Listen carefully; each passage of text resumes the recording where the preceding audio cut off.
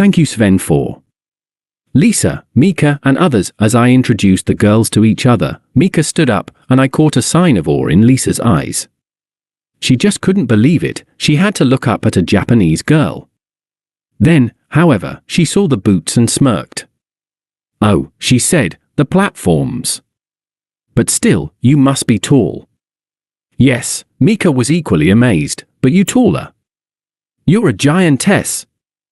"Mika, I don't think it's a proper word if you want to learn English." I wasn't quite sure whether the dialogue would develop into something friendly or hostile.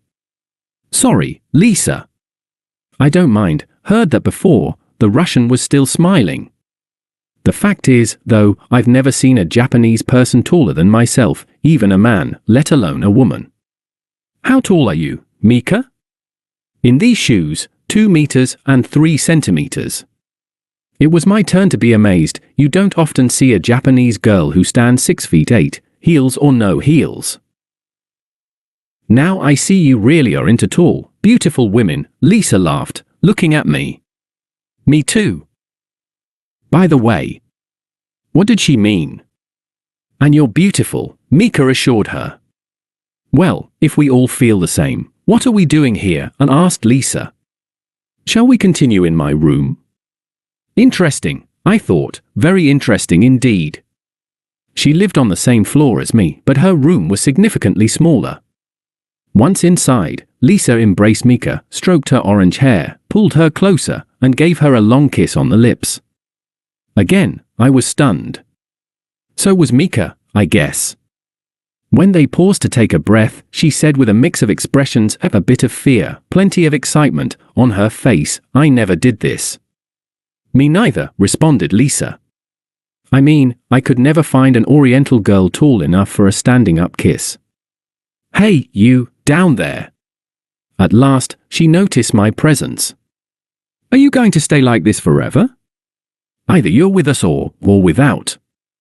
There was no chance I would leave them now. But I couldn't join them either. The embrace was just too high for me. "I just can't join you," I stated the obvious. My complaint brought an unexpected response. "How dare you say that?" Lisa looked furious. "You've got 2 pairs of nice, young boobs there." Fair enough. The girls were topless when, during a coffee break, seriously, we decided to have a coffee at some point. Mika asked Lisa to pose for a photo. "My friends never trust me if I say that I know this tall girl," she explained. As soon as she got permission, she produced a camera from her rucksack and a tiny tripod. "Shall I put my shirt on?" asked Lisa in a professional voice. She was a fashion model, after all. "Even better if not." "Your chest beautiful," said Mika, and took her boots off. "I want to be my height," she explained, then set the camera on the delayed mode and stood by Lisa. It made an immense difference. Only seconds ago, she was a little bit taller. Now, however, the top of her head was at the level of Lisa's chin. The photo shoot lasted for about 15 minutes. Mika forced me to join them, and I can't say I obeyed reluctantly. In all fairness, I loved standing there, with my hands on the girls' waists and my mouth only inches away from Lisa's breasts. Mika was gone soon after 4 a.m. "Is there something wrong?" asked Lisa. "No idea. I think they might have some sort of law in this country, requiring her to disappear when it doesn't seem sensible, and I repositioned myself on the bed to be closer to her magnificent body. Should I be not myself, but somebody else staying at that hotel, I would most probably suspect there's something about this average Caucasian guy who tends to make appearances in public places with ladies' head and shoulders taller than him. But I was not somebody else, I was myself, and, therefore, enjoyed my breakfast in the company of 5 female towers at once. The male models and whoever occupied a table miles away. "Don't worry, Maria, a black beauty with the sexiest lips imaginable," noted. "They feel better with no women around." "Yeah, they only interact with us when necessary," confirmed Stella, whose blue shirt was ready to explode under the pressure of her immense bosom. "They'll have to do that tomorrow, when we have our first catwalk here." I wonder if Bretta will make it before tomorrow, observed Grace, the second tallest girl in the gang. Her longer-than-life Irish legs constantly touched mine. There was simply not enough room for them underneath the table. Yes, she should, responded Rosa. She was an Argentinian, and the shortest one there, with features custom-made for flamenco, toned legs, hazel eyes, long dark hair, thin waist, and the bottom to die for. I talked to whoever this morning. Bretta seems to be better and is flying in this afternoon. Unlike me, who pretended not to be excited by the news, Lisa smiled broadly.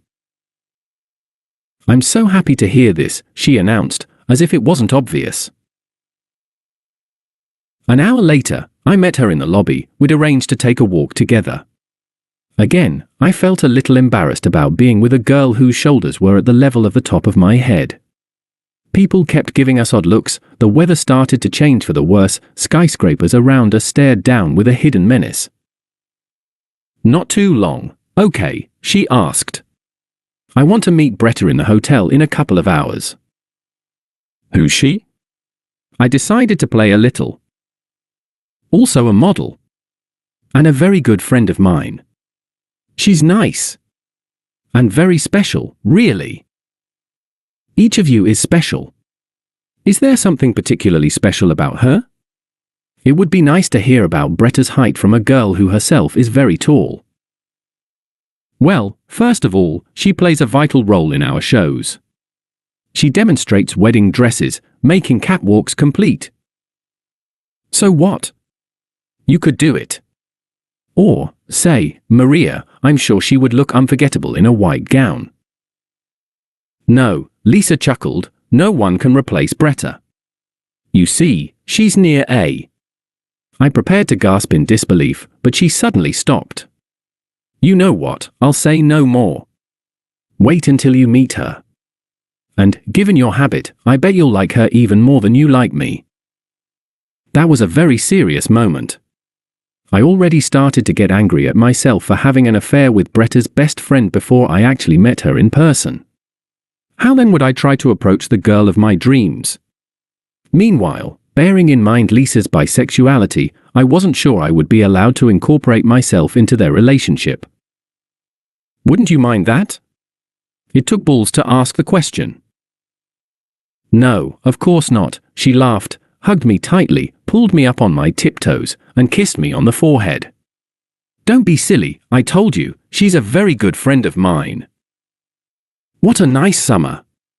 What a fantastic view of the Tokyo skyline, with all these shiny skyscrapers, one of which is walking right next to me, this glorious young girl, and I only need to rise on tiptoes again to kiss her shoulder, completely forgetting about these staring crowds. The following chapter is 5. Herself.